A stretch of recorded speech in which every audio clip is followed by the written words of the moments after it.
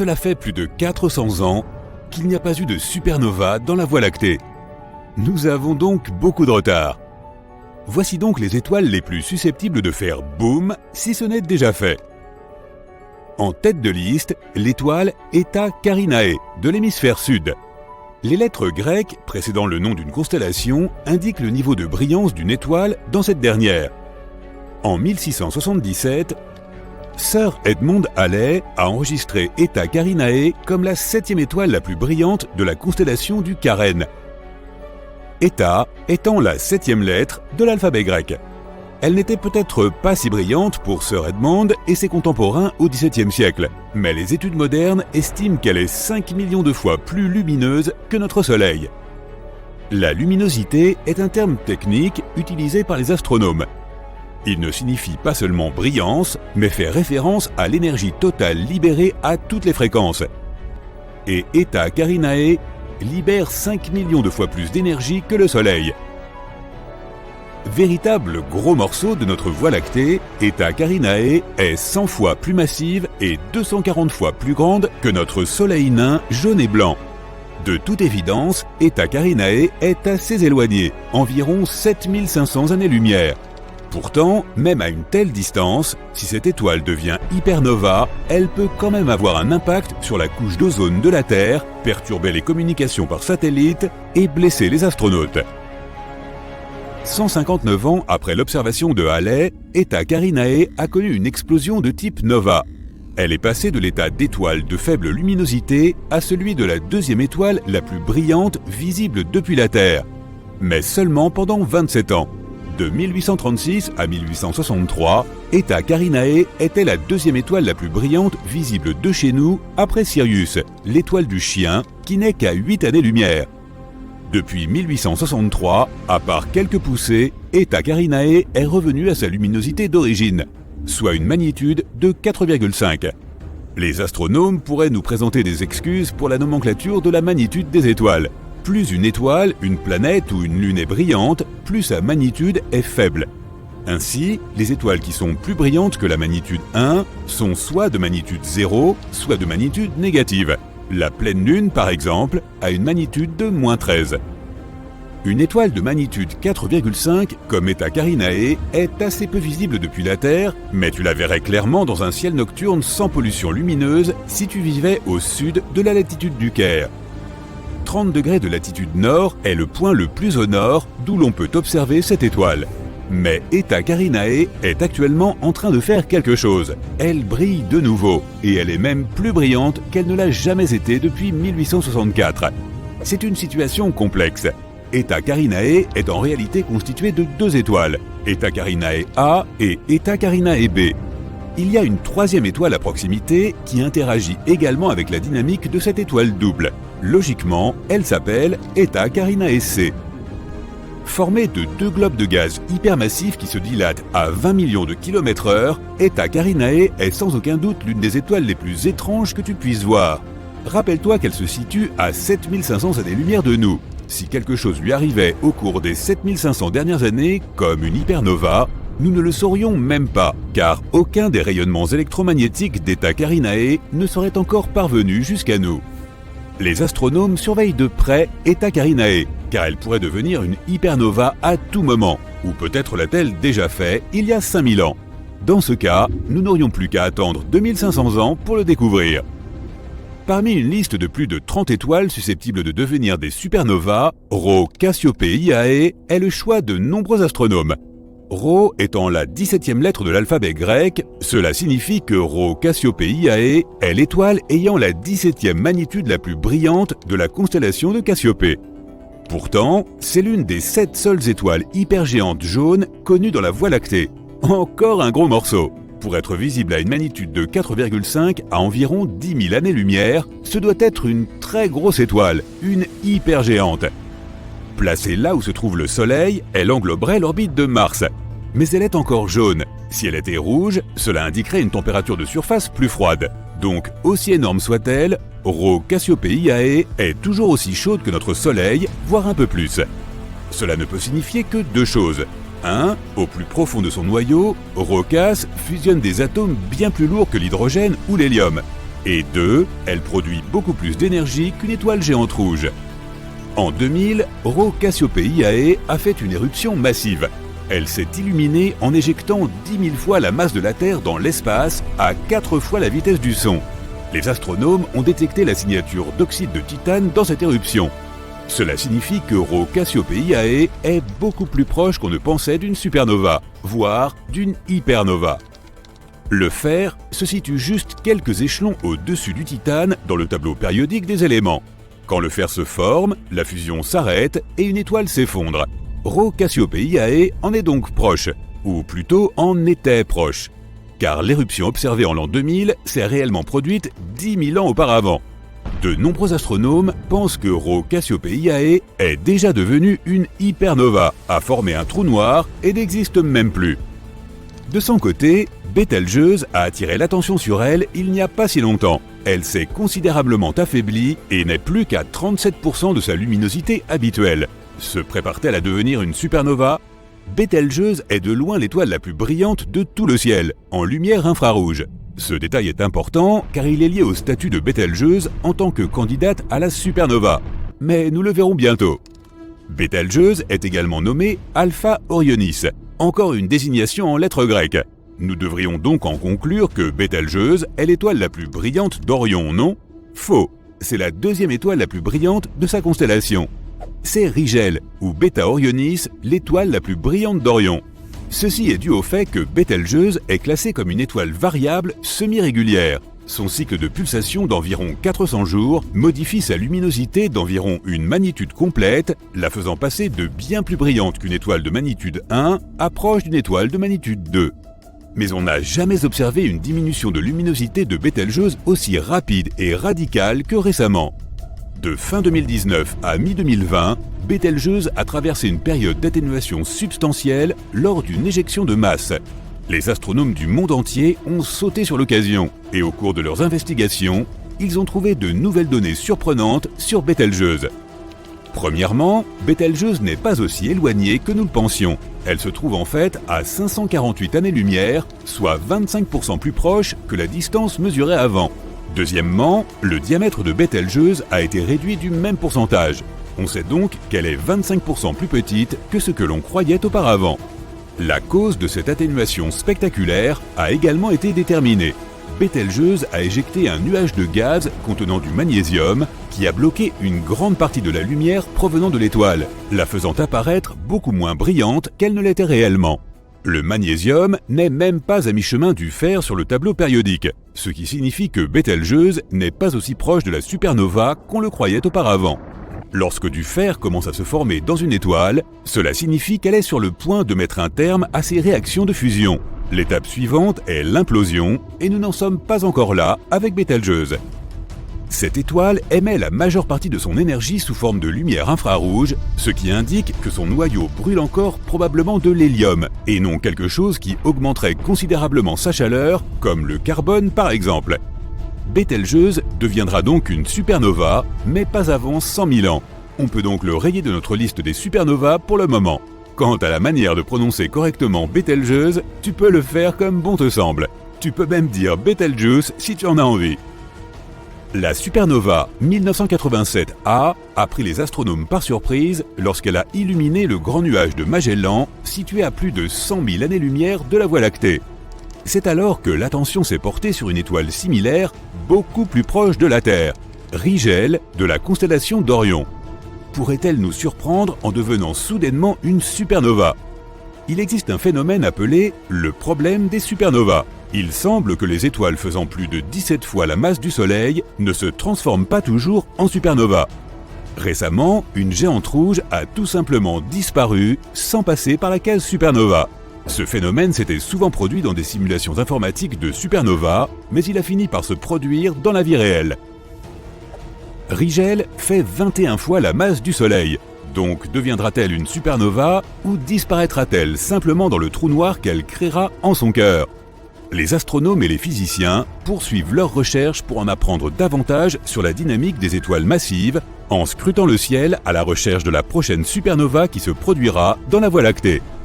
En attendant, nous pouvons être sûrs que la Terre n'est pas menacée par les effets des explosions de supernovas proches. Nous vivons dans un quartier stellaire plutôt calme, sauf pour les Martiens qui vivent à côté de nous. Rendez-moi service. Essayez d'imaginer la première fois que vous avez fait du camping. Peut-être y êtes-vous allé avec vos parents, peut-être était-ce à l'occasion d'une sortie scolaire avec vos camarades de classe. Quoi qu'il en soit, essayez d'imaginer, ou de vous souvenir, de ce que vous avez ressenti à la fin de la journée. Le soleil s'était couché, mais il restait de la lumière. Allongé, vous essayez de vous reposer. Quelle est la première chose que vous vous souvenez avoir vue dans le ciel? Si vous êtes comme moi, c'est probablement le nombre impressionnant d'étoiles qui scintillaient juste au-dessus de vous. Ces étoiles, dont la plupart sont visibles sans aucun dispositif sophistiqué, font partie de la Voie lactée. Croyez-le ou non, notre galaxie est presque aussi vieille que l'univers lui-même. Mais à part son âge, c'est aussi un endroit plutôt agréable. La Voie lactée est comme une pouponnière cosmique, où naissent sans arrêt de nouvelles étoiles. Et sachez qu'il s'y trouve donc des objets extrêmement fascinants. Tout au moins d'après les photos. Prenez la montagne mystique, une région de la nébuleuse de la Carène. Tout y est toujours débordant d'énergie, en cause. Des colonnes de gaz qui s'effondrent et s'éparpillent dans toutes les directions comme des acrobates de cirque. C'est typique des étoiles en train de naître. Et si vous jetez un œil à cette image impressionnante, vous verrez un merveilleux spectacle coloré. Le bleu représente l'oxygène, le vert l'hydrogène et l'azote, et le rouge représente le soufre. Prêt pour la prochaine étape de notre voyage dans la Voie lactée? Regardez ces énormes nuages torsadés de poussière et de gaz interstellaires au beau milieu de M16, également connus sous le nom de nébuleuse de l'Aigle. Nous avons ici les superbes piliers de la création, qui sont d'imposantes colonnes qui veillent sur les très jeunes étoiles. Je sais que ce n'est pas la première fois que le télescope Hubble nous offre cette magnifique vue, mais croyez-moi, c'est l'image la plus détaillée qu'on ait jamais reçue. Une lumière ultraviolette provenant d'une multitude d'étoiles nouvelles, situées juste en dehors du cadre, bombarde constamment les piliers. Ces superstars stellaires sont en fait à l'origine de l'usure progressive des tours de poussière et de gaz. Et préparez-vous à être impressionnés. Ces piliers de la création s'étendent sur 4 à 5 années-lumière. Oui, ça a l'air immense, mais dans leur environnement, ce sont de jolies petites choses. La grande nébuleuse de l'Aigle s'étend sur 70 années-lumière.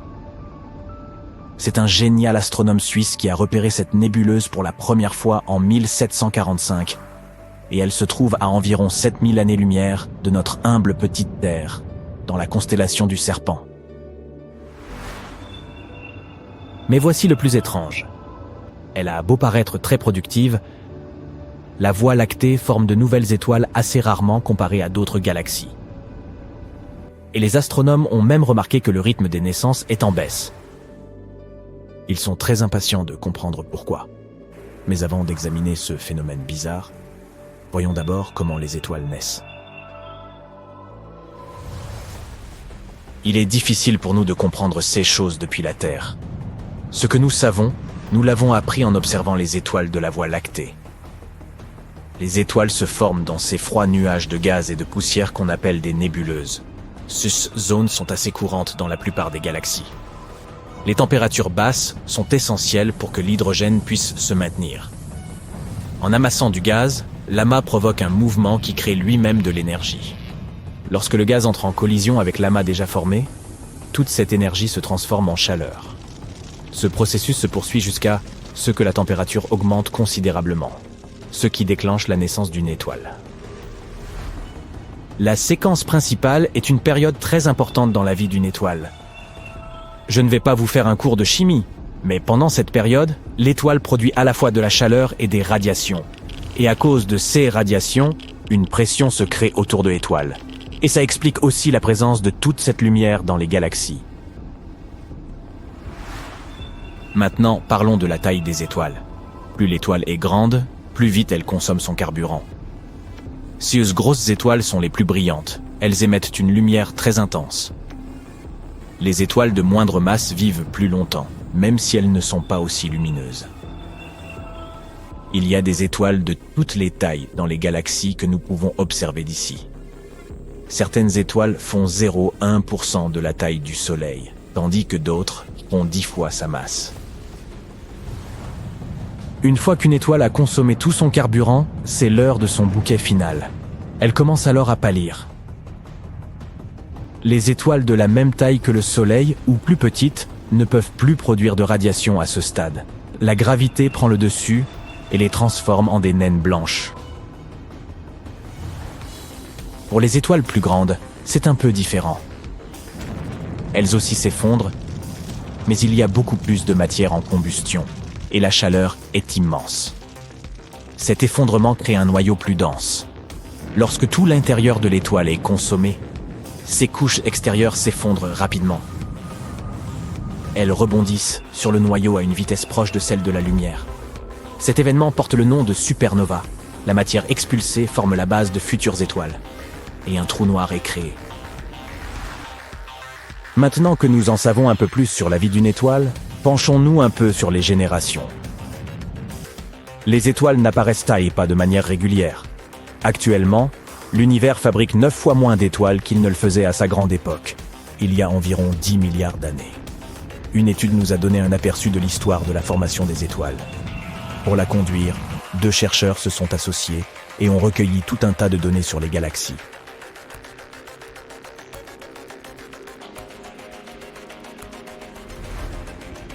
Ils ont classé ces galaxies en fonction de leur éloignement. Grâce à cette méthode, ils ont pu calculer les changements de luminosité des galaxies au cours de leur vie. Comme ce sont les étoiles qui émettent la majeure partie de la lumière d'une galaxie, ils ont pu découvrir, à l'aide de calculs sophistiqués, combien d'étoiles se formaient en un temps donné. D'après leurs conclusions, la formation d'étoiles était plutôt faible lorsque l'univers était jeune. Mais ensuite, les gaz ont commencé à s'assembler. Et boum, la production d'étoiles a explosé et a atteint son pic il y a 10 ou 11 milliards d'années. Après ça, cette production a fortement baissé. Dans l'univers observable d'aujourd'hui, elle a énormément diminué. Cela signifie qu'environ 50% des étoiles que nous voyons aujourd'hui sont nées dans les 5 milliards d'années qui ont suivi le Big Bang. Seul un quart d'entre elles se sont formées après ça. Alors, qu'est-ce qui a causé ce changement ? Eh bien, les scientifiques pensent que c'est dû au gaz froid dont les étoiles ont besoin lorsqu'elles naissent. Lorsque les galaxies se forment, le gaz se concentre vers l'intérieur et beaucoup d'étoiles naissent. Mais ensuite, le gaz est rapidement consommé et les étoiles s'endorment. Lors d'une supernova, tous ces gaz nécessaires à la formation de nouvelles étoiles sont projetés très loin. Et puis, ces gaz changent également de composition chimique. C'est ainsi que nous comprenons le déclin de la production d'étoiles que nous observons aujourd'hui. Les scientifiques ignorent pourquoi ces gaz ne sont plus utilisables. Les galaxies sont des objets complexes. Toutes sortes de forces entrent en jeu dans le maintien de leur équilibre. Par exemple, lorsqu'une supernova explose, les ondes de choc peuvent parfois provoquer des turbulences et une agrégation de gaz, ce qui cause la naissance de nouvelles étoiles. Mais si la supernova est trop puissante, elle peut expulser tout ce gaz hors de la galaxie. Et sans gaz, il y a peu de chances qu'une nouvelle étoile puisse se former. Alors, que nous réserve l'avenir ? Certains scientifiques se demandent ce qui se passerait si plus aucune étoile ne naissait. L'univers se remplirait peut-être tout simplement de trous noirs et d'étoiles en déclin. Les systèmes solaires deviendraient inhospitaliers à mesure que leurs étoiles faibliraient, et ces trous noirs dévoreraient tout ce qui se trouve autour d'eux. Aussi triste que cela puisse paraître, cela reste une idée étonnante. Heureusement, nous n'avons pas à nous inquiéter de cela pour l'instant. L'univers est vieux de 13,7 milliards d'années. Et cette période de déclin n'est pas prévue avant très longtemps. Et puis, ce n'est qu'une hypothèse du déclin de la production des étoiles. Qui sait quelles autres possibilités l'univers nous réserve ? En 2017, des astronomes ont repéré une étoile brillante qui se précipitait hors de la Voie lactée. Elle se déplaçait incroyablement vite, à une vitesse de 3 millions de km/h. C'est presque 4 fois plus rapide que l'orbite du Soleil autour du centre de notre galaxie, la Voie lactée. Il faut à notre étoile plus de 225 millions d'années pour effectuer un tour complet. Bref, revenons à notre étoile voyageuse. Le principal problème était qu'elle se déplaçait dans la direction inverse de la plupart des étoiles voyageant autour du centre de notre galaxie. Encore plus étrange, elle était composée de matériaux totalement différents de ceux que l'on rencontre d'habitude.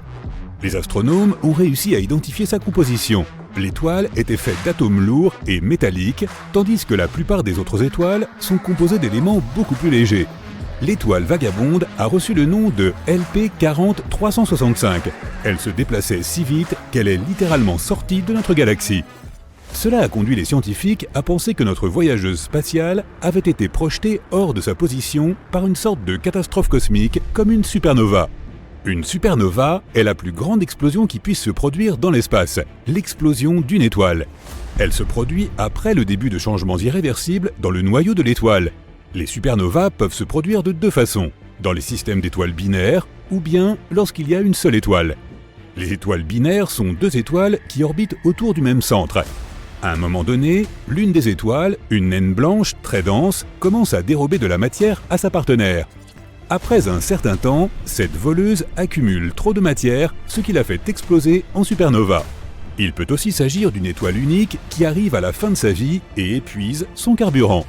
De plus en plus de masse s'écoule dans le noyau de l'étoile. À la fin, le noyau devient si lourd qu'il ne résiste plus à sa propre gravité. Après l'effondrement du noyau, une énorme quantité d'énergie est libérée dans une supernova.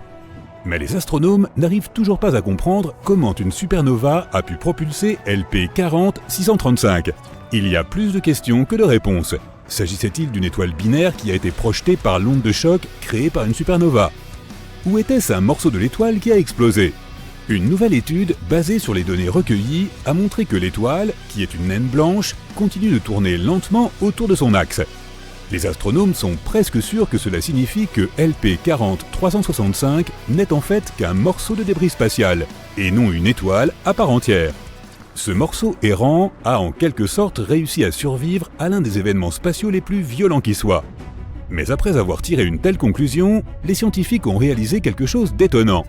Les caractéristiques inhabituelles de LP 40-365 auraient pu apparaître après que l'étoile ait été témoin d'une supernova. Même si cet événement s'est produit à la vitesse de l'éclair, la composition entière de l'étoile a été modifiée. La plupart des étoiles se composent principalement d'hélium et d'hydrogène, mais LP 40-365 est différente. Elle contient des éléments lourds comme le magnésium, l'oxygène et le néon.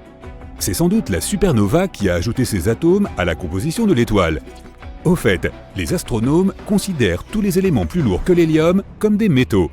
Cela signifie qu'après avoir été témoin de la supernova, LP 40-365 est devenue, pour ainsi dire, métallique. Pour l'instant, l'étoile n'a pas ses propres planètes, mais le Satellite Transiting Exoplanet Survey de la NASA, qui est à l'affût des planètes lointaines qui passent devant leur étoile haute et la rendent moins brillante, a remarqué une chose curieuse. LP 40-365 s'illumine puis s'assombrit à nouveau tous les 8,9 heures. Cela pourrait signifier que l'étoile pulse, même si les pulsations stellaires sont généralement beaucoup moins régulières. Une explication plus plausible est que la surface de l'étoile est irrégulière, et comme elle tourne, les taches solaires apparaissent et disparaissent de notre vue. Et c'est une excellente nouvelle, car une fois que les astronomes auront déterminé la vitesse de rotation de l'étoile, ils pourront comprendre ce qui lui est arrivé il y a environ 5 millions d'années au moment de la supernova. L'exoplanète bleu vif HD 189733b semble paisible et étrangement familière. Ne ressemble-t-elle pas à la Terre? Mais cette apparence cache une nature terrifiante. Là-bas, les vents soufflent à 8700 km/h, soit 7 fois la vitesse du son. Mais ce n'est pas le pire. Dans ce monde brûlant, il pleut du verre de façon latérale. Les étoiles à neutrons sont les noyaux effondrés ultra denses d'étoiles géantes. Elles émettent des rayons X ou des ondes radio. Mais en 2018, des astronomes ont découvert un étrange flux de lumière infrarouge. Il semblait provenir d'une étoile à neutrons située à 800 années-lumière de notre planète. La théorie la plus plausible est que ce signal a été produit par un disque de poussière entourant l'étoile, mais il n'y a pas assez de preuves pour confirmer cette hypothèse. Mercure est la planète la plus rapide du système solaire. Elle tourne autour du Soleil à une vitesse vertigineuse de plus de 160 000 km/h, soit environ 60 000 km/h de plus que notre planète. C'est l'une des raisons pour lesquelles une année de Mercure équivaut à 88 jours sur Terre. Mercure est la planète dont l'orbite est la plus proche du Soleil. C'est pourquoi, si tu te tenais à sa surface lorsqu'elle se trouve au plus proche de notre étoile, le Soleil semblerait plus de 3 fois plus grand que sur Terre. Le pulsar de la Veuve Noire est une étoile à neutrons en rotation qui dévore sa partenaire, une étoile naine brune légère. Plus le pulsar consomme de matière, plus il tourne lentement. L'énergie que l'étoile à neutrons perd dans le processus force l'étoile partenaire à s'étioler. Il y a une sorte de pouponnière stellaire dans la constellation du Centaure, mais elle est tout sauf paisible et sûre. Elle est composée d'hydrogène et d'étoiles naissantes et se trouve dans une nébuleuse à environ 6500 années-lumière de la Terre. Une nébuleuse est un nuage géant de gaz et de poussière flottant dans l'espace. L'énergie intense que les bébés étoiles émettent fait briller les nuages d'hydrogène d'un rouge inquiétant. Cette énergie est si puissante qu'elle ronge ces nuages sombres de poussière. Les astronomes peuvent les voir disparaître comme des morceaux de beurre sur une poêle chaude. L'exoplanète lointaine Gliese 436b, qui fait à peu près la taille de Neptune, est un paradoxe. Elle est faite de glace brûlante. Oui, la glace est en train de brûler. La planète effectue une orbite complète autour de la naine rouge Gliese 436 en seulement 2 jours. Cela signifie que l'exoplanète voyage très près de son étoile mère. Cela pourrait être la raison pour laquelle les températures de la planète descendent rarement en dessous de 427 degrés Celsius. Mais la chose la plus étrange, la planète abrite d'énormes volumes de glace d'eau connus sous le nom de glace X. Et cette glace reste solide malgré des températures aussi incroyablement élevées. Jupiter est la plus grande planète de notre système solaire. Elle est 318 fois plus massive que la Terre. Elle est aussi 2,5 fois plus massive que toutes les autres planètes du système solaire réunies. Mais voici un paradoxe. Si cette géante gazeuse devenait encore plus massive, elle deviendrait en fait plus petite. La masse supplémentaire rendrait la planète plus dense, et cela ferait en sorte qu'elle commencerait à se replier sur elle-même. Les astronomes affirment que Jupiter pourrait finir par être 4 fois plus massive qu'elle ne l'est actuellement. Mais en même temps, sa taille ne changerait pas. La galaxie DGSAT I est aussi grande que la Voie lactée, mais elle est presque invisible car ses étoiles sont réparties de façon incroyablement clairsemée. Mais ce qui rend cette galaxie si unique, c'est qu'elle est toute seule, contrairement aux autres galaxies de ce type qui se trouvent généralement regroupées en amas. Cela peut signifier que DGSAT I s'est formé à une époque différente, probablement 1 milliard d'années à peine après le Big Bang. Si cela est vérifié, la galaxie est un véritable fossile vivant. Hyperion, la lune de Neptune, est l'une des lunes à l'apparence la plus étrange du système solaire. Mais ce n'est même pas sa caractéristique la plus notable. Sa roche, ressemblant à de la pierre ponce, est marquée d'innombrables cratères. Et elle est aussi chargée d'électricité statique qui s'écoule dans l'espace. À environ 4000 années-lumière de la Terre, se trouve une planète qui semble être un énorme diamant. La planète est plus dense que toutes les autres découvertes jusqu'à présent et se compose principalement de carbone. Elle est si dense que les astronomes pensent que ce carbone pourrait être cristallin. Cela signifie qu'au moins une partie de la planète est un diamant. Cérès est le corps spatial le plus massif de la ceinture d'astéroïdes située entre Jupiter et Mars. Il totalise presque un tiers de la masse totale de toute la ceinture. Mais en même temps, Cérès est la plus petite des planètes naines qui existent. C'est aussi la seule planète naine de la ceinture d'astéroïdes et également la seule qui se trouve dans le système solaire interne. Les astronomes qualifient parfois Jupiter d'étoile ratée. La géante gazeuse contient en effet beaucoup d'hélium et d'hydrogène, mais sa masse n'est pas suffisante pour lancer une réaction de fusion dans son noyau. Or, c'est exactement comme cela que les étoiles produisent de l'énergie. Elles fusionnent les atomes d'hydrogène sous une pression et une chaleur extrêmes et créent de l'hélium. Au cours de ce processus, elles libèrent aussi de la lumière et de la chaleur. Jupiter ne pourrait déclencher une réaction nucléaire et devenir une étoile que si sa masse était 70 fois supérieure à sa masse actuelle. L'espace est totalement et tristement silencieux. C'est parce que dans le vide de l'espace, il n'y a pas d'atmosphère. Or, les ondes sonores ont besoin d'un support pour voyager. C'est pourquoi les mondes avec une atmosphère, comme la Terre, sont pleins de bruit. Contrairement à leurs cousins supermassifs, les hypothétiques mini-trous noirs pourraient être vraiment minuscules, pas plus gros que des atomes. Mais même comme ça, un seul d'entre eux pourrait avoir la masse d'1 millier de voitures. Une théorie prétend que des tonnes de micro-trous noirs pourraient avoir été créés juste après le Big Bang. Certains scientifiques vont même jusqu'à dire que quelques mini-trous noirs traversent notre planète chaque jour. Chaque heure, le Soleil envoie plus d'énergie à la Terre que notre planète n'en utilise en un an. Mais même si les gens utilisent aujourd'hui beaucoup plus d'énergie solaire qu'il y a 10 ans, cela ne représente toujours que 0,7% de la consommation annuelle d'électricité dans le monde. Il pourrait y avoir des lunes en orbite autour d'autres lunes, mais les astronomes ne se sont pas encore mis d'accord sur cette théorie. Les planètes orbitent autour des étoiles, les lunes orbitent autour des planètes. Mais pourquoi ne peut-il y avoir des lunes de lunes, aussi appelées sous-satellites ou sous-lunes? Des chercheurs affirment que les lunes de lune pourraient exister, mais la lune haute doit être suffisamment massive et la lune de lune suffisamment petite. Il doit aussi y avoir une grande distance entre ces lunes et la planète haute. Jupiter est la planète la plus massive du système solaire. Cela signifie que sa gravité est aussi la plus élevée. Elle est 2,5 fois plus importante que celle que nous avons sur notre planète. Un jour, la gravité de la géante gazeuse a même détruit une grande comète appelée Shoemaker-Levy 9. Puis, la planète a goulûment avalé les débris de l'ancienne comète. Si tu te tenais sur l'équateur de Mars, la température à tes pieds serait comme celle d'une chaude journée de printemps, mais ta tête serait littéralement gelée. Perdues dans l'espace et dérivant à travers les galaxies, les planètes vagabondes ont un jour été projetées loin de leurs étoiles mères. Mais l'une d'entre elles, qui flotte à 200 années-lumière de la Terre, est différente des autres. C'est un objet de la taille d'une planète, avec un champ magnétique 200 fois plus puissant que celui de Jupiter. Ce champ est si puissant qu'il génère des aurores clignotantes incessantes dans l'espace de celle-ci. Europe est l'une des plus grandes lunes de Jupiter, même si elle est plus petite que la Lune de la Terre.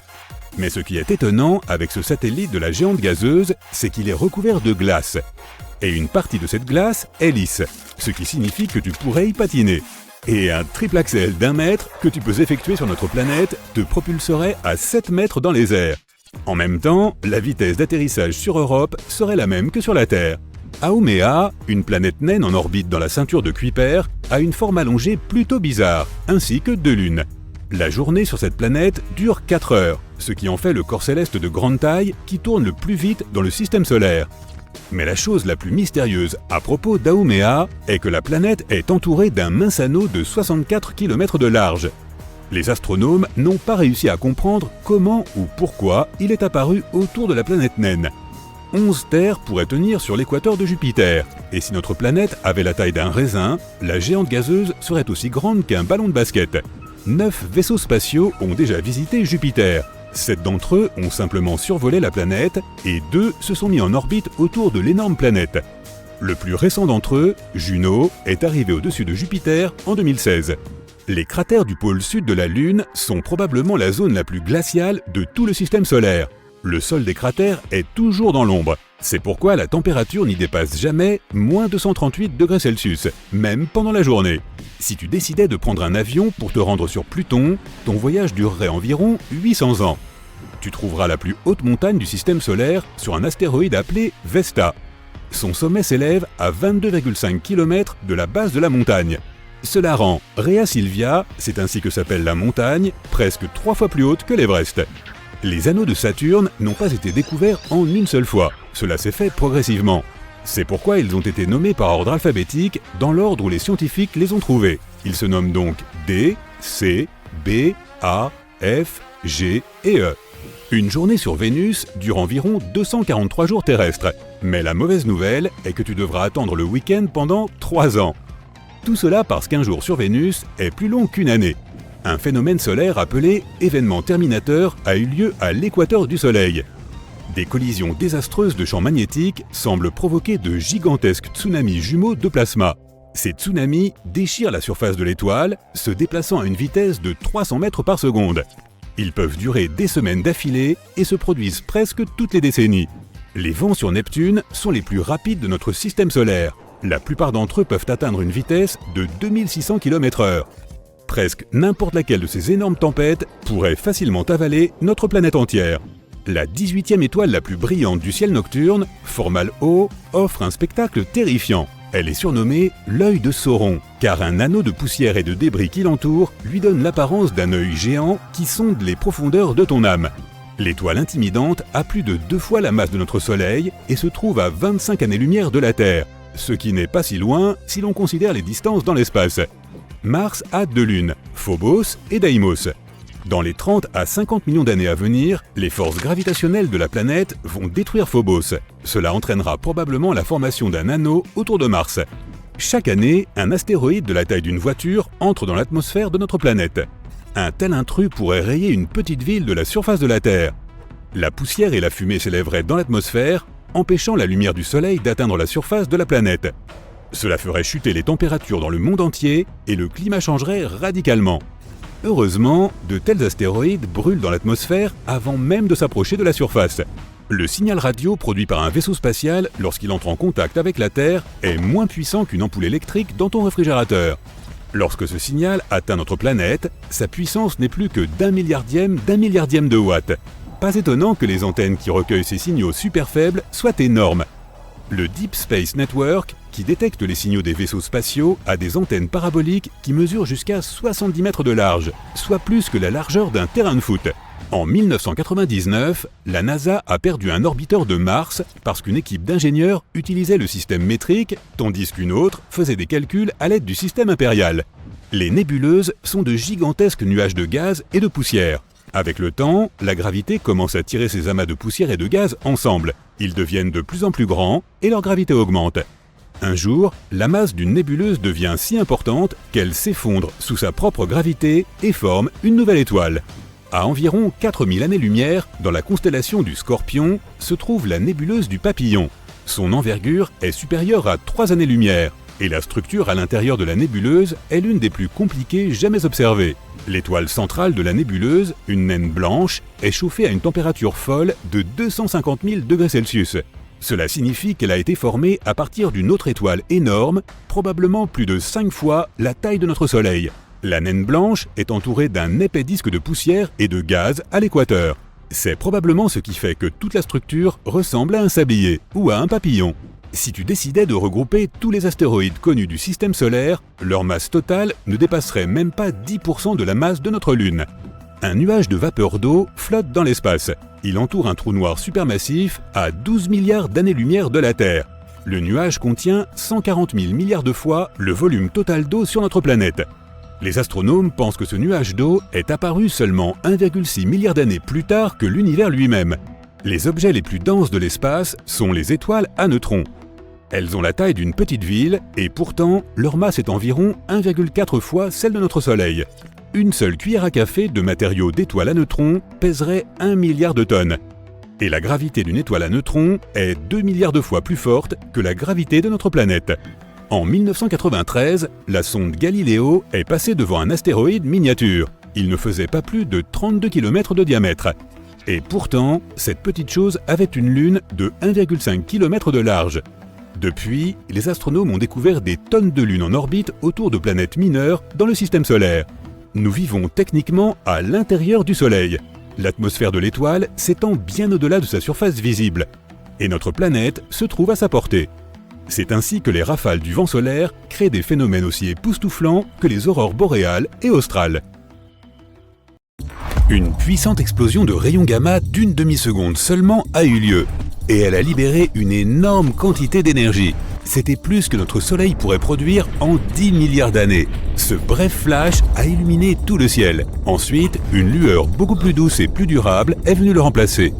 Les astronomes ont examiné ce phénomène à l'aide de rayons X, d'ondes gamma, d'ondes optiques et d'ondes infrarouges. Il s'est avéré que l'on avait vu un magnétar qui venait de naître pour la toute première fois. Il s'est probablement formé après la fusion de 2 étoiles à neutrons. Cette fusion a donné lieu à une kilonova, l'une des plus brillantes et des plus grandes explosions stellaires. Sa lumière a finalement atteint notre planète le 22 mai 2020. Imagine une énorme étoile, au moins 5 fois la masse de notre Soleil, qui arrive à la fin de sa vie. Cela peut être dû au fait qu'elle n'a plus de combustible nucléaire. Si c'est le cas, l'étoile commence à se refroidir. La pression à l'intérieur chute et la gravité commence à se resserrer vers l'intérieur. Et soudain, plus d'1 million de fois la masse de notre planète s'effondre en 15 secondes. Cela se produit si rapidement qu'une énorme onde de choc fait exploser la partie extérieure de l'étoile. Cela produit un éclat de lumière aveuglant. Cette puissante explosion s'appelle une supernova. Ce qu'elle laisse derrière elle est un noyau incroyablement dense entouré d'un énorme nuage de gaz chaud appelé nébuleuse.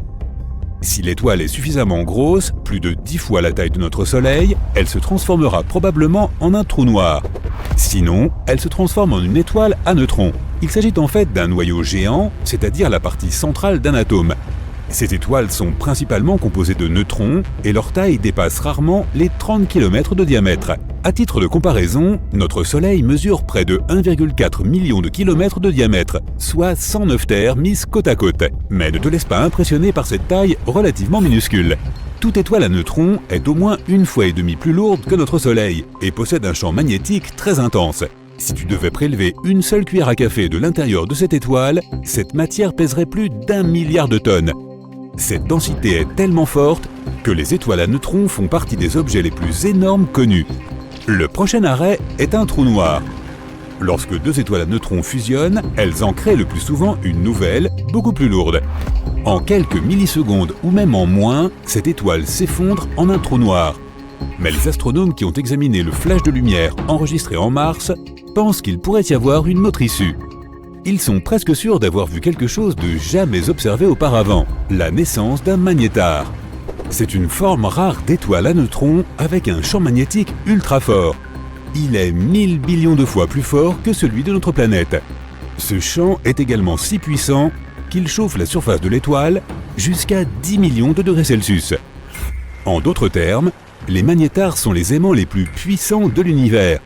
Leurs champs magnétiques peuvent sérieusement perturber le voisinage. Les atomes qui auraient la malchance de se trouver assez près d'une étoile de ce type seraient étirés en lignes fines comme des crayons. Si tu te retrouvais à plusieurs centaines de kilomètres d'un magnétar, eh bien, franchement, ça finirait mal pour toi. Le champ magnétique perturberait d'abord ta bioélectricité. Cela signifie que tes impulsions nerveuses ne fonctionneraient plus. Même tes molécules changeraient sous l'influence du champ de l'étoile. Au final, tu disparaîtrais presque entièrement. Si un magnétar volait à moins de 160 000 km de notre planète, il effacerait les données de toutes les cartes de crédit du monde. Arcturus, une énorme étoile rouge. Elle est en train d'exploser de l'intérieur. La mer rouge de plasma à sa surface pulse rageusement. Cette étoile brûle tout ce qui s'approche d'elle, et tout d'un coup, pouf, Arcturus a disparu. Mais au même moment, elle réapparaît au centre de notre système solaire, remplaçant le Soleil. Ce que nous voyons dans le ciel n'est plus un petit point jaune, mais une boule rouge géante. Elle est 25 fois plus large et 30% plus lourde que le Soleil. Même si Arcturus est un peu plus froide, c'est toujours un cauchemar total pour la Terre. La distance entre notre planète et l'étoile est maintenant 25 fois moins grande. Toute l'eau des océans et des rivières commence à s'évaporer. Ce qui était autrefois des forêts tropicales se transforme rapidement en un désert sans vie. Néanmoins, les couchers et les levées de soleil sont maintenant incroyables. Imagine-toi sur le toit de l'Empire State Building en train de regarder le lever de soleil. D'abord, tu vois la lumière au-dessus de l'horizon. Elle t'aveugle presque, car Arcturus est 110 fois plus brillante que le soleil. Puis l'étoile grimpe progressivement au-dessus de la surface. Le point épais sur l'horizon devient de plus en plus large. Il continue de grandir jusqu'à ce que l'étoile rouge occupe tout ton champ de vision. Arcturus est maintenant si proche que tu peux même voir des tempêtes de plasma chaud à sa surface. Il y a des éruptions régulières et des éjections de masse. D'énormes quantités de matière sont éjectées de la surface de l'étoile à des vitesses pouvant atteindre 2000 km par seconde. La matière prend la forme d'une boucle attachée à l'étoile aux deux extrémités. Il faut porter une combinaison spatiale très sophistiquée pour pouvoir observer un tel lever de soleil. La vie sur Terre a cessé d'exister il y a longtemps dans ces conditions. Et cela va empirer avec le temps. Car tous les 8 jours, la brillance d'Arcturus augmente.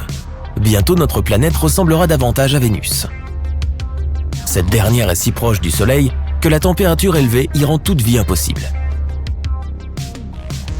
Bon, laissons notre planète refroidir un peu et mettons maintenant Proxima Centauri au centre de notre système solaire. Ce n'est pas une géante rouge, mais une naine rouge. Cette étoile est presque 7 fois plus petite que le Soleil et presque 9 fois plus légère. Maintenant, nos océans et nos rivières ne s'évaporent pas mais gèlent. Les forêts et les jungles sont couvertes de neige. Dans environ une semaine, il n'y aura plus un seul endroit sur Terre où la température sera supérieure à 0. Même les plantes qui sont habituées au froid cesseront d'exister, Elles se nourrissent principalement de l'énergie du Soleil. Maintenant, elles commenceront à mourir de faim. Mais il y aura toujours de l'eau en profondeur sous la couche de glace. Elle sera chauffée par le noyau chaud de notre planète. Les micro-organismes pourront y survivre. Il fait désormais beaucoup plus sombre sur Terre, comme un crépuscule sans fin. Oh, et nous pouvons à peine voir la Lune. Il se trouve qu'elle ne produit pas sa propre lumière, mais reflète celle du Soleil. Avec Proxima Centauri à la place, la Lune va perdre sa luminosité. Mais un problème encore plus important est celui de notre orbite. Le Soleil a une certaine force gravitationnelle qui nous maintient juste dans la zone habitable agréable où il ne fait ni trop chaud ni trop froid. La gravité de Proxima Centauri est beaucoup plus faible. Et la Terre s'éloigne donc lentement de l'étoile. Nous courons maintenant le risque de rencontrer des astéroïdes volants dans l'espace ou même aussi d'autres planètes. Mais le pire scénario est que Proxima Centauri ne soit tout simplement pas capable de retenir notre planète et que nous dérivions lentement vers le vide intersidéral. Tu peux alors oublier toute forme de vie ici. Mettons maintenant Sirius au centre de notre système solaire. C'est l'étoile la plus brillante de notre ciel nocturne. Elle n'est que 70% plus grosse que le Soleil, mais presque 2 fois plus chaude. Sa lueur n'est donc pas seulement brillante, elle grésille. Et sa lumière n'est pas jaune, mais quelque part entre le bleu et le blanc. Tu ne pourrais pas sortir sans lunettes de soleil. De toute façon, tu ne voudrais pas marcher dans les rues où l'asphalte est en train de fondre. Tu pourrais littéralement faire frire des œufs sur le trottoir. Même si bien sûr, à ce moment-là, toute vie sur Terre a disparu depuis longtemps. Mais ce n'est pas seulement à cause de la température. Sirius émet d'énormes quantités de radiation. Notre atmosphère sert de bouclier contre le Soleil. Mais dans le cas de Sirius, ce bouclier ne serait pas suffisant. Bon, maintenant, pourquoi ne pas imaginer une hypothèse encore plus loufoque et nous fabriquer un système à double étoile? Il s'agit de 2 étoiles qui tournent autour d'un centre commun. Et voilà notre Terre, saine et sauve. Tout dépend de la taille et de la luminosité des étoiles. Ces 2-là ne sont pas trop grosses et elles émettent autant de lumière que notre Soleil. Tout ce qui compte pour nous, c'est que notre planète se trouve dans la zone de sécurité du système à double étoile. Au lever du Soleil, tu vois d'abord une étoile apparaître sous l'horizon. Puis quelques minutes plus tard, l'autre. Le seul problème est que cette beauté pourrait bientôt exploser avec une force énorme. Dans les systèmes binaires, l'une des étoiles est toujours plus lourde que sa partenaire. Tôt ou tard, elle commence à arracher de la matière à la plus petite étoile. Et petit à petit, la plus grosse étoile mange sa voisine. Ensuite, la grande sœur peut atteindre une masse critique et exploser. Cette explosion serait aussi forte qu'une supernova. Elle détruirait l'ensemble de notre système solaire. La lumière de cette explosion serait visible à des centaines d'années-lumière. Après cela, il y aurait une énorme nébuleuse à la place de notre système stellaire, composée de la poussière d'étoiles et des particules qui restent de notre monde. Faisons maintenant une hypothèse complètement folle. Un trou noir au centre de notre système solaire. Nous connaissons les trous noirs comme des objets effrayants et mystérieux qui avalent tout ce qui les entoure. Mais même autour d'un trou noir, il y a une zone habitable. Il suffit d'être assez loin pour qu'il ne t'entraîne pas dans ton abîme noir. Mercure et Vénus seront trop proches du trou noir. Alors très probablement, elles seront réduites en morceaux qui se dirigeront ensuite vers l'horizon des événements. C'est le dernier arrêt avant d'atteindre la singularité, le cœur du trou noir. Il a 2 problèmes majeurs, la lumière et le temps. Le trou noir attire la lumière au lieu d'en émettre. La Terre deviendra donc rapidement sombre et froide. Et le temps passe plus lentement autour des objets lourds. Près d'un trou noir, une seconde peut être égale à des semaines ou même des mois dans l'espace. Nous ne sentirons pas cette différence, mais l'univers entier autour de nous se développera plus rapidement par rapport à nous. Tout objet peut devenir un trou noir s'il est comprimé à une certaine taille. Par exemple, le Soleil peut en devenir un s'il est réduit à une largeur de 6 km. La Terre aussi. Si tu la comprimes à une largeur de 1,8 cm, elle devient un trou noir. Il y a maintenant un petit rocher qui se cache au centre de notre système solaire. C'est une étoile à neutrons. Elle fait environ 30 km de large. Certaines météorites sont bien plus grosses que ça, mais elle a une masse comparable à celle du Soleil. Sa force gravitationnelle est donc à peu près la même et l'orbite de notre planète est intacte. Mais le problème est que les étoiles à neutrons n'émettent pratiquement aucune lumière visible. C'est donc la nuit permanente sur Terre. Pourtant, il fait très chaud ici. Lorsqu'une étoile à neutrons naît, elle peut être d'abord plusieurs fois plus chaude que le Soleil, mais elle se refroidit rapidement pour atteindre la température à laquelle nous sommes habitués. Il y a donc une chance que toute la vie sur Terre n'ait pas encore été brûlée. Un autre problème est qu'elle tourne rapidement et peut devenir un pulsar. Un peu comme un puissant projecteur sur les deux côtés d'une étoile en rotation. Les étoiles à neutrons éjectent aussi des rayons à des vitesses énormes. Ces rayons rendront notre planète littéralement stérile. Aucune forme de vie ne serait capable d'exister dans ces conditions. Et maintenant, c'est l'heure de la plus grande étoile connue, Stephenson 2-18. Cette géante rouge est 2150 fois plus grande que le Soleil. Et si nous la plaçons au centre de notre système solaire, son bord se trouvera sur l'orbite de Saturne. Mercure, Vénus, la Terre, Mars et Jupiter sont donc déjà avalés par l'énorme étoile. Saturne, Uranus et Neptune sont en train de griller comme des châtaignes sur le feu et vont bientôt s'évaporer. En fait, cela pourrait aussi arriver à notre Soleil. Plus il vieillit, plus il devient rouge et gros. Il finira par être à court de combustible, l'hydrogène, et il commencera à brûler des éléments plus lourds dans son noyau. Cela conduira à sa dilatation. Nous verrons alors de plus beaux couchers et levées de soleil. Mais la température deviendra trop élevée. En théorie, le Soleil deviendra si gros qu'il avalera la Terre. Et ensuite, il explosera en supernova, ne laissant rien de notre système solaire derrière lui. Brillant. Allez hop, on embarque. Dépêche-toi, nous n'avons pas beaucoup de temps. Nous allons faire un voyage cosmique pour trouver la plus grande étoile de l'univers. La première étoile que nous croisons est notre propre Soleil. Il est loin d'être la plus grande, mais il est tout de même massif. On pourrait y faire entrer 1 million de terres. Cela signifie que si tu considères le Soleil comme un ballon de basket, la Terre aurait la moitié de la taille d'une gomme à crayon. Si on mettait toutes les planètes d'un côté de la balance et le Soleil de l'autre, les planètes ne feraient pas le poids. Le Soleil représente 99,9% de la masse totale du système solaire. La masse est essentiellement la quantité de trucs ou de matière dont une chose est composée. Et c'est à elle que l'on doit la brillance des étoiles. En effet, plus il y a de matière dans une étoile, plus son noyau est épais et chaud. Cela déclenche une chaîne de réactions chimiques. Les atomes d'hydrogène s'écrasent les uns contre les autres pour former de l'hélium, libérant ainsi une quantité incroyable d'énergie. C'est ce qui donne à l'étoile sa lumière et sa chaleur. Par conséquent, les grandes étoiles sont aussi des étoiles plus brillantes. Toutefois, avec toutes ces réactions, la durée de vie d'une étoile finit par diminuer. Lorsqu'elle commence à manquer de carburant, l'étoile entre dans la phase géante. Elle se dilate et devient rouge. Cela nous ramène à la tâche qui nous attend.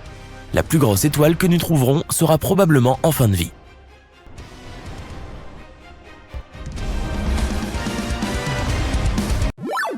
En activant nos moteurs hyperlumineux, nous arrivons bientôt au système Luhmann 16. Ici, nous trouvons l'une des plus petites étoiles qui existent, une naine brune. Petite signifie ici à peu près la taille de Jupiter tout de même. Mais elles sont petites pour des étoiles. Les naines brunes sont aussi appelées étoiles ratées, parce qu'elles ne disposent pas d'une masse suffisante pour expérimenter ces réactions chimiques. Cela signifie qu'elles ne sont pas aussi brillantes, bien que super denses. Toute la matière qu'elles contiennent est si compacte qu'elles pèsent 80 fois plus que Jupiter, même si elles ont la même taille. Et si tu penses que c'est tout de même pas mal du tout, il te suffit de regarder une naine blanche, encore plus dense. Celle-ci est Sirius B. Elle a aussi la taille de Jupiter, mais elle pèse autant que le Soleil. Elle émet une faible lumière blanche. Lorsqu'elle n'aura plus de gaz, elle deviendra rouge et se refroidira. Maintenant, rapprochons-nous de sa voisine géante, Sirius A. On voit facilement cette étoile depuis la Terre sans avoir besoin de télescope. Elle est 2 fois plus lourde et plus que 1,5 fois plus large que notre Soleil. C'est l'étoile la plus brillante de notre ciel nocturne. Nous volons maintenant à 550 années-lumière de la Terre vers la constellation de Cassiopée. Il y a presque 100 ans, une explosion cosmique s'est produite à cet endroit. Elle a dilaté l'atmosphère de l'étoile Gamma Cassiopée et certains gaz ont été projetés dans l'espace. Après cela, elle est devenue l'étoile la plus brillante de la constellation. Elle est 10 fois plus vaste que notre Soleil. Passons maintenant à la célèbre étoile polaire. Curieusement, différentes étoiles ont porté ce titre au fil des ans, et d'autres le porteront dans le futur. C'est parce que l'étoile polaire de la Terre change tous les 26 000 ans. Imagine notre planète comme une toupie. Le pôle Nord se déplace en décrivant un petit cercle qui pointe différentes étoiles vers le vrai Nord. L'étoile actuelle est une supergéante qui est 37 fois plus vaste et 5 fois plus lourde que notre Soleil. Elle est facile à trouver dans le ciel nocturne. Elle est au bout du manche de la Petite Ourse. Prépare-toi tout de suite, nous partons pour l'œil du cyclone, le centre de notre galaxie, la Voie lactée. Pour voir la prochaine étoile, nous devons passer en mode infrarouge. Cette étoile pistolet se dissimule dans la poussière de l'espace. En seulement 20 secondes, elle émet autant de lumière que notre étoile d'origine en une année entière. Et sa taille est stupéfiante. Elle est 420 fois plus vaste que le Soleil. Mais ce n'est pas encore l'étoile la plus lumineuse connue de l'humanité. Il s'agit d'une supergéante bleue dans la constellation du Triangle. Je te présente B416. Elle est presque 10 millions de fois plus lumineuse que le Soleil. Mais plus une étoile est brillante, plus elle épuise rapidement tout son carburant et plus sa durée de vie est ainsi réduite. Comparée à une naine rouge qui brille à peine et brûle son combustible beaucoup plus lentement, sa vie sera des centaines de milliers de fois plus courte. À 3400 années-lumière de la Terre se trouve l'un des corps célestes les plus rares de l'univers. Il s'agit d'une hypergéante jaune appelée Rho Cassiopée. Parmi les innombrables étoiles de notre galaxie, il n'y en a que quelques dizaines comme celle-ci. Et même si cette étoile est extrêmement éloignée de notre planète, on peut la voir dans le ciel sans avoir besoin d'un télescope. En effet, elle est 300 000 fois plus lumineuse que notre Soleil. C'est aussi parce qu'elle est 900 fois plus vaste que notre étoile d'origine. Et sa couleur nous indique que ses réserves de carburant dureront longtemps. Quand Rho Cassiopée commencera à devenir rouge et à se développer, elle sera l'une des plus grandes étoiles de l'univers tout entier. Passons maintenant à la constellation d'Orion. L'étoile dans notre ligne de mire. Betelgeuse est l'une des plus grandes visibles à l'œil nu. Elle fait 700 fois la taille de notre Soleil. Si elle prenait la place de notre étoile, sa surface toucherait la ceinture d'astéroïdes. Elle se situe entre les orbites de Jupiter et de Mars. Elle engloutirait les 4 planètes intérieures, y compris la Terre. Mais cette étoile excite beaucoup les astronomes. Ils prédisent que Betelgeuse va exploser et donner un spectacle céleste fantastique dans les 10 000 prochaines années. Ce sera le plus grand événement astronomique de tous les temps car nous pourrons observer une supernova à une distance proche mais suffisamment sûre. L'étoile qui explosera brillera comme une demi-lune. Elle sera visible dans le ciel de jour pendant 1 an et dans celui de nuit pendant plusieurs autres années. Maintenant, nous nous aventurons vers des étoiles qui dépassent la largeur du Soleil de 1000 fois.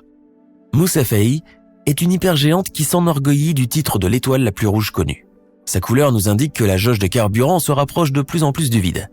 Mais elle est encore si grande qu'elle pourrait contenir 1 milliard de soleils. Et à cause de sa masse, cette étoile finira par devenir une supernova ou même un trou noir.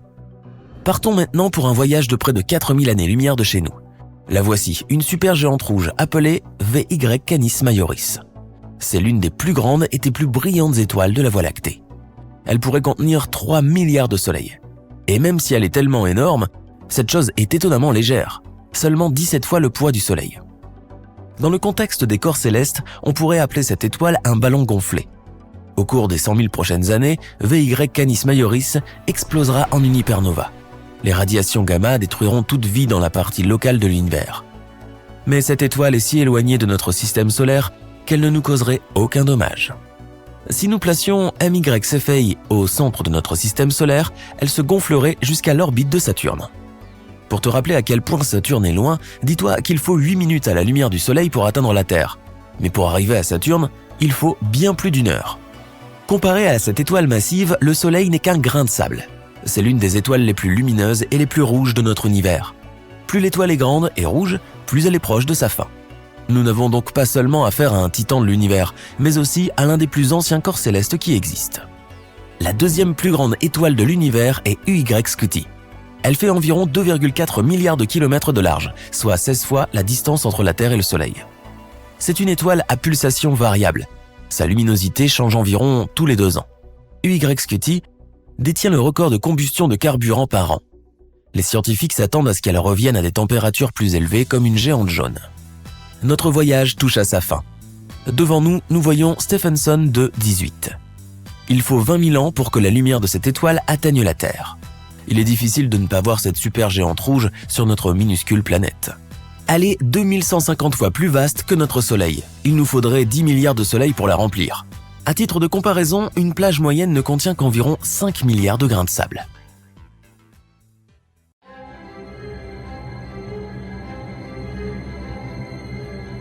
Pour assister à l'un des événements astronomiques les plus importants de tous les temps, il faut se rendre en Amérique du Sud.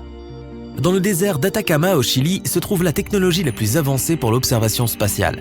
Là, les membres de la communauté royale d'astronomie ont observé pendant 6 mois un trou noir qui a tout simplement absorbé une étoile massive. D'ailleurs, ce sont ces mêmes scientifiques qui ont prouvé qu'au centre de notre galaxie, la Voie lactée, se trouve un trou noir supermassif. Et ils en ont même pris une photo.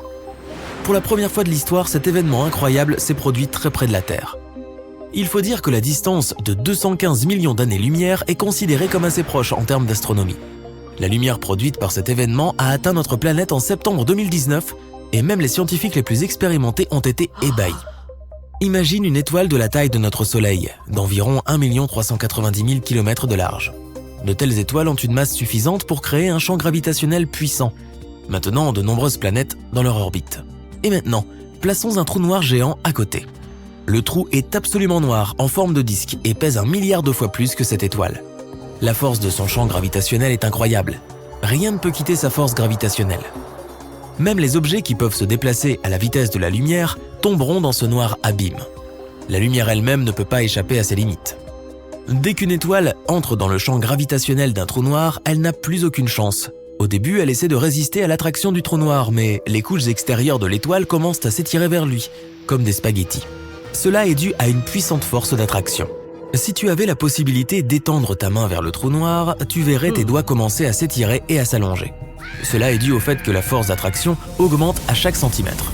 Par conséquent, elle agirait plus fortement sur tes doigts que sur ton bras.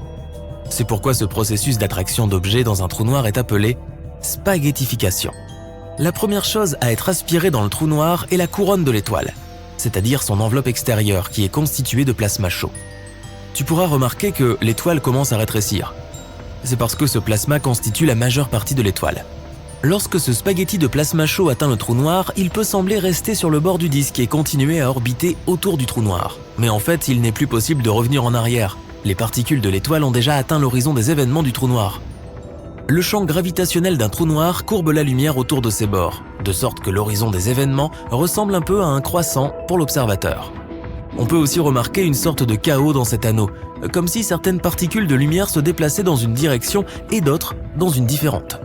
Cela se produit en raison d'un effet de miroir, mais tu peux être sûr que tout ce qui atteint l'horizon des événements sera tôt ou tard entraîné dans la singularité ou la perle noire du trou noir. Une autre illusion que l'on remarque est que les particules d'étoiles se déplacent plus lentement au niveau de l'horizon des événements. Il se trouve que les objets supermassifs, comme les trous noirs, courbent l'espace-temps autour d'eux. Et plus l'objet est massif, plus le temps s'écoule lentement à proximité de lui. Si tu accrochais une montre à côté d'un trou noir et une autre sur un mur de ton salon, tu verrais que la trotteuse de la première bougerait à peine, alors qu'une journée entière passerait sur Terre. En tant qu'observateur, il nous semble que les particules de lumière ralentissent leur mouvement. Mais en réalité, il se peut qu'elles aient déjà été absorbées par le trou noir depuis longtemps. Aujourd'hui, des flux massifs de plasma chaud et rouge éclaboussent l'espace, tout comme la sauce des spaghettis. Lorsqu'un trou noir a absorbé de la matière stellaire, il émet de puissants rayons d'énergie à une vitesse d'environ 10 000 km par seconde. Cette libération d'énergie est accompagnée d'un flash intense. C'est grâce à ce flash que les scientifiques peuvent détecter le processus en premier lieu. Ce phénomène peut être observé lors de l'explosion d'une supernova. Quand il ne reste plus rien du corps de l'étoile, on peut encore voir de la poussière d'étoiles et d'autres particules au niveau de l'horizon des événements du trou noir. Un peu comme le parmesan saupoudré sur les spaghettis. Ok, on arrête la métaphore. Lorsque le processus de spaghettification est terminé, environ la moitié du poids de l'étoile a été projeté dans l'espace sous forme de poussière et de particules incandescentes. L'autre moitié a été absorbée par le trou noir. Les scientifiques ont observé ce processus pendant près de 6 mois. Mais ce qui serait plus intéressant, c'est de plonger soi-même dans un trou noir. On ne peut pas encore le faire, mais on peut simuler le processus. Voici un petit drone, notre ami métallique, notre boulette de viande en somme. En ce moment, il est à une distance sûre du trou noir, l'équivalent d'environ 3 largeurs de l'horizon des événements. Les objets à cette distance peuvent orbiter autour du trou noir en toute sécurité. Un peu plus près et il sera englouti dans l'obscur infini. Ainsi, notre étoile détruite aurait pu survivre en toute sécurité à cette distance. Les planètes aussi peuvent survivre à cette distance. Et s'il existe une source de lumière et de chaleur appropriée à proximité, la vie peut également exister sur ces planètes. Mais notre but est la singularité, et nous guidons le drone le plus proche de l'horizon des événements. Après quelques minutes, la force d'attraction commence à se renforcer, et le drone se met à s'étirer comme un spaghetto. Quand il commence à tourner autour du disque noir, cela signifie qu'il a atteint l'horizon des événements et qu'il a commencé sa descente dans l'abîme noir. Voyons maintenant tout cela du point de vue du drone. Toute la lumière des étoiles qu'il voit devient bleue. C'est ce qu'on appelle le bleuissement gravitationnel. En tombant dans un trou noir, son champ gravitationnel attire les photons de lumière vers celui-ci, leur donnant de l'énergie. Leurs longueurs d'onde se raccourcissent de sorte que les photons rouges deviennent bleus. Le drone continue de tomber et est déjà complètement caché à nos yeux. Et tout ce que voit le robot, c'est un faisceau bleu fin et lumineux. Maintenant, il est dans l'obscurité totale. Il n'y a absolument rien ici. Même pas de temps. Le temps passe si lentement que tout notre système solaire pourrait vieillir et cesser d'exister pendant 1 minute passée dans un trou noir. Mais notre drone vivra jusqu'à ce que sa batterie soit vide. Le drone voit à nouveau un petit faisceau de lumière. Et il se rapproche de plus en plus. Maintenant, le drone va connaître la même chute, mais en sens inverse. Une fois qu'il aura quitté la singularité, le cœur du trou noir, il sera à nouveau à l'horizon des événements. La lumière des étoiles repasse progressivement du bleu au rouge. Puis le drone est lancé dans l'espace, peut-être dans une galaxie lointaine. Le retour d'un trou noir n'est que théorique. Certaines personnes pensent que les trous noirs sont une sorte de vortex qui peut nous conduire à des endroits éloignés dans l'espace. Mais jusqu'à présent, ces théories sont considérées comme de la fiction. Les trous noirs sont assez difficiles à détecter. Le problème, c'est qu'ils sont, noirs. Tout comme l'espace. Ils n'émettent pas de lumière comme les étoiles, donc ils ne peuvent être détectés que par des anomalies de gravité. Malgré cela, les scientifiques pensent qu'il existe un grand nombre de trous noirs dans notre univers. Ils naissent lorsqu'une étoile massive s'effondre sous son propre poids. Et étant donné le nombre infini d'étoiles dans l'univers, les trous noirs sont probablement un phénomène courant. Les scientifiques pensent que les trous noirs ont leur propre durée de vie. Cela est dû au rayonnement de Hawking. Un trou noir perd de sa masse et donc pour continuer à exister, il doit absorber des objets massifs comme l'étoile que nous venons d'observer. Mais si le trou noir vit dans l'espace lointain, il a moins à absorber et commencera très probablement à rétrécir, jusqu'à ce qu'il disparaisse tout simplement. Comme cette assiette de spaghettis.